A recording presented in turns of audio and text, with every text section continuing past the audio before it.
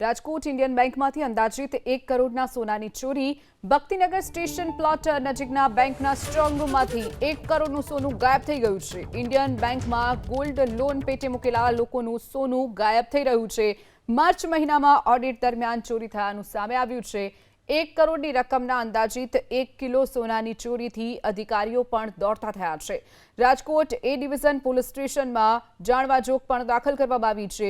બેંકની તપાસમાં ચોરીનો ભેદ ન ઉકેલાતા પોલીસને જાણ કરવામાં આવી। ગાંધીનગરથી ફોરેન્સિક નિષ્ણાતોની ટીમની પણ મદદ લેવામાં આવી રહી છે। સમગ્ર મામલે ભક્તિનગર પોલીસે તપાસનો ધમધમાટ શરૂ કર્યો છે।